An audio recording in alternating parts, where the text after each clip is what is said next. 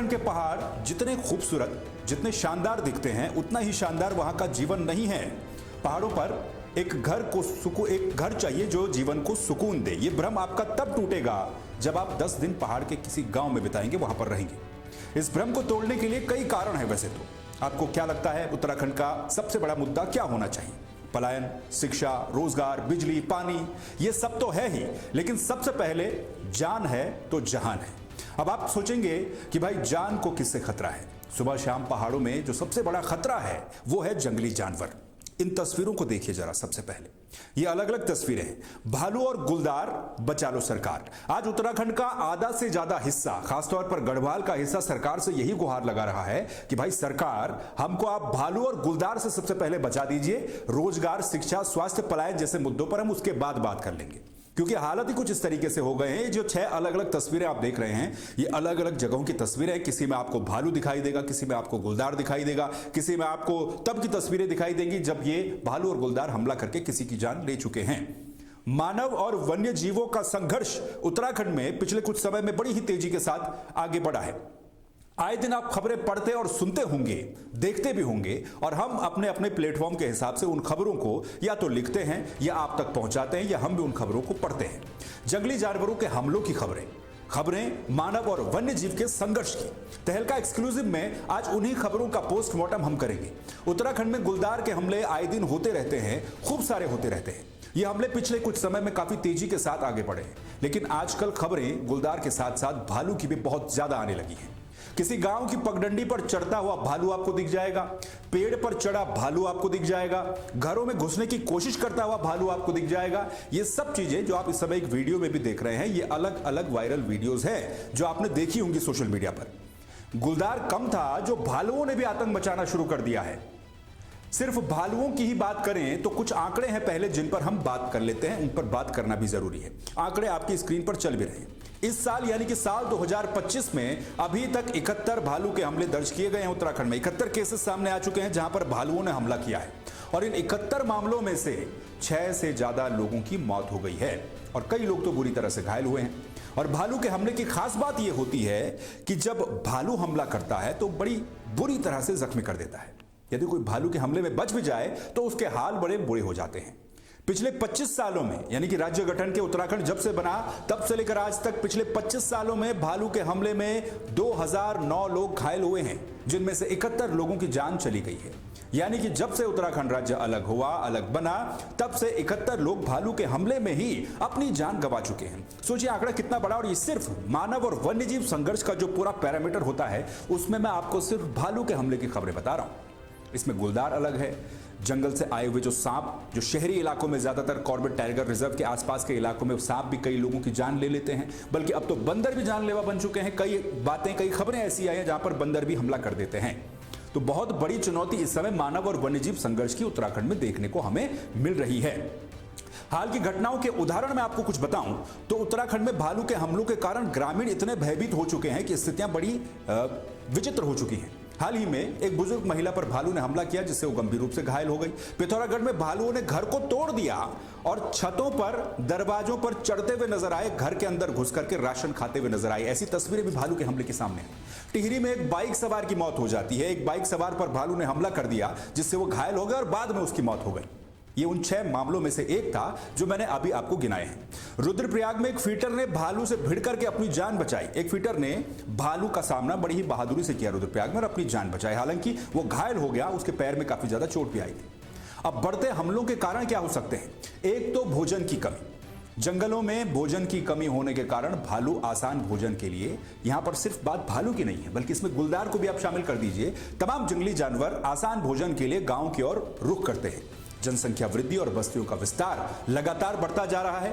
बढ़ती जनसंख्या, बढ़ती बस्तियों के कारण मानव वन्यजीव संघर्ष तेजी के साथ पिछले कुछ सालों में बढ़ा है। जलवायु परिवर्तन भी इसकी एक वजह हो सकती है।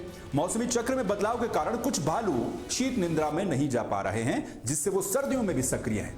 और यही कारण है कि पिछले कुछ दिनों में तेजी के साथ भालू के हमले की खबरें बड़ी सामने आई और भालुओं के इतने सारे वायरल वीडियोस आ गए हैं कि हर गांव के आसपास 2-2, 3-3 भालू देखने को मिल रहे हैं। हालात इतने विकट हो चुके हैं कि पहाड़ के कई गांव में गुलदार भालू के खौफ से कर्फ्यू जैसे हालात हैं। केदारनाथ की विधायक आशा नौटियाल ने कहा है कि पहाड़ों में शादी ब्याह बैंक्वेट हॉल में नहीं होते हैं, जो कि बात सही भी है, बल्कि खेत खलिहानों में होते हैं, घर के बाहर खुली जगहों पर होते हैं। और खेत खलिहान खुले होते हैं, यहां कभी भी कोई भी भालू या फिर गुलदार किसी को अपना निवाला बना सकता है, उसकी आशंका हमेशा बनी रहती है। और अब लोग शादी ब्याह में जुटने में भी कतरा रहे हैं, क्योंकि हालात ही कुछ इस तरह से होते जा रहे हैं। शाम होते ही लोग घरों से बाहर निकलने में खौफ खा रहे हैं।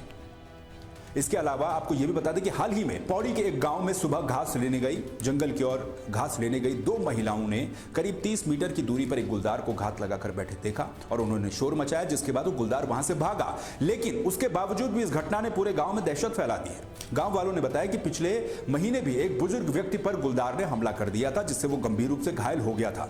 चमोली जिले में हालात और भी ज्यादा भयावह होते जा रहे हैं। यहां कई गांवों में भालू दिन दहाड़े घरों के पास मंडराते हुए देखे जा सकते हैं, जिसके अभी आप वीडियोस भी देख रहे हैं। पिछले कुछ दिनों में 3 महिलाओं पर वहां भालू हमला कर चुके हैं, जिनमें से 2 गंभीर रूप से महिलाएं घायल हो चुकी हैं। ये वो महिलाएं हैं जो चारे के लिए, घास के लिए, लकड़ियों के लिए जंगलों पर निर्भर करती है और जंगलों में घास चारे के लिए जाती है।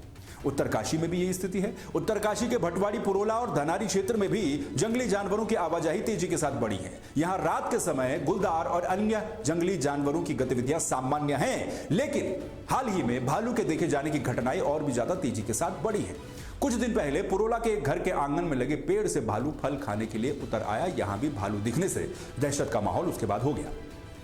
अब भालू हो या गुलदार, लोग गांव में अपना जीवन तो जिएंगे ही। बच्चों को स्कूल जाना है तो वो बच्चे स्कूल भी जाएंगे ही। महिलाओं को घास लेने के लिए जाना है, वो महिलाएं घास लेने के लिए जाएंगी। तो फिर क्या किया जाए, ये सवाल सरकार के सामने काफी बड़ा है।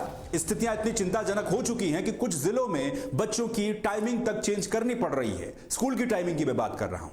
रुद्रप्रयाग में भालुओं के आतंक से स्कूलों का समय 1 घंटा बढ़ाया जाएगा। वनकर्मी क्षेत्र में लगातार गश्त करेंगे, ये बात भी दोहराई गई। पौड़ी की ही आप एग्जांपल देख लीजिए। पौड़ी के कोट ब्लॉक में आंगनवाड़ी केंद्र से घर लौट रहे बच्चे पर कल ही एक गुलदार ने हमला किया, जिसके बाद आंगनवाड़ी केंद्र 3 दिन तक यहां पर अवकाश घोषित कर दिया जाए। पौड़ी वाली तस्वीरें जरा दिखाइए।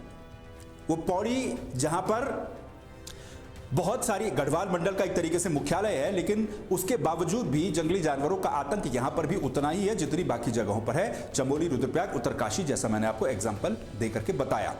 अवकाश 3 दिन तक आंगनवाड़ी केंद्र में घोषित कर दिया गया। वहीं दूसरी तरफ भले ही वन विभाग लोगों को बचाने में नाकाम साबित हो रहा हो, लेकिन हमले के बाद सहायता राशि कितनी मिलेगी, इस पर काम करने की बात कह रहा है। सरकार क्या कर रही है वो भी आप पढ़ लीजिए। वन विभाग भालू के हमले में गंभीर रूप से घायल होने वाले प्रभावितों को इलाज के लिए आवश्यकता अनुसार, यानी कि आवश्यकता पड़ने पर 10 लाख रुपए तक की सहायता राशि देने की तैयारी कर रहा है। यानी कि अगर भालू का हमला होता है तो वन विभाग का ये कहना है, ये प्रस्ताव तैयार करने की बात हो रही है कि भालू के हमले में अगर व्यक्ति घायल है गंभीर रूप से, तो आवश्यकता पड़ने पर 10 लाख रुपए तक की सहायता राशि उसे दी जाएगी। इसका प्रस्ताव तैयार करके शासन को भेजा जाएगा। उसके बाद इस पर हरी झंडी मिलेगी तो आगे की कार्रवाई होगी। साथ ही जहां पर भालू के हमले ज्यादा तेजी के साथ हो रहे हैं, वहां पर जैव विविधता बोर्ड और वन अनुसंधान विभाग के माध्यम से अध्ययन यानी कि रिसर्च करवाई जाएगी।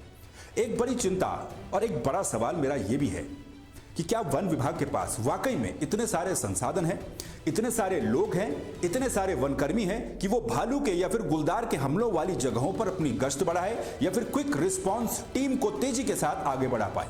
भले ही घायलों को 10 लाख रुपए मिल भी जाएं, लेकिन क्या उससे इस समस्या का समाधान हो जाएगा, यह बड़ा सवाल है। भालू गुलदार की दहशत में पहाड़ और पहाड़ के लोग कैद होने को मजबूर हैं। क्या पता कब कहां कौन सा जानवर घात लगा करके बैठा हो और स्कूल जा रहे किसी बच्चे को या फिर घास लेने जा रही किसी महिला को उठा करके ले जाए, उसे अपना निवाला बना दे। पहाड़ खूबसूरत तो है, लेकिन जीवन की अनसर्टेनिटी भी उतनी ही ज्यादा पहाड़ में है। कब जीवन लीला समाप्त कोई जानवर आपकी कर दे पता ही नहीं चलेगा। इसलिए मैं कह रहा हूं कि पहाड़ का सबसे बड़ा मुद्दा क्या है, इस पर बात तो तब होगी जब पहले जान बचेगी, और जान तब बचेगी जब जंगली जानवर घर तक न पहुंच रहे हों। समस्या बड़ी है तो इसका समाधान भी बड़ा होना चाहिए। कुछ दिन पहले जब भालू के हमले तेजी के साथ उत्तराखंड में हुए तो कांग्रेस के प्रदेश अध्यक्ष गणेश गोदियाल अपने पूरे दल बल के साथ सड़कों पर उतर आए, वन भवन का घेराव करने पहुंचे। वहां की एक तस्वीर सामने आई थी जो मैं आपको दिखाता हूं, गणेश गोदियाल की तस्वीर। जब गणेश गोदियाल की तस्वीर सामने आई तो सत्ताधारी पार्टी बीजेपी के तमाम नेताओं ने इसको लेकर के गणेश गोदियाल को खूब ट्रोल किया, क्योंकि उस तस्वीर में गणेश गोदियाल एक बंदूक के साथ नजर आ रहे हैं।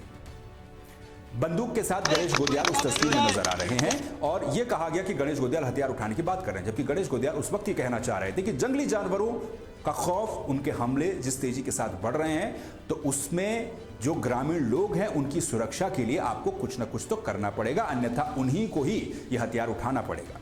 ये तस्वीर है, जरा सुनिए।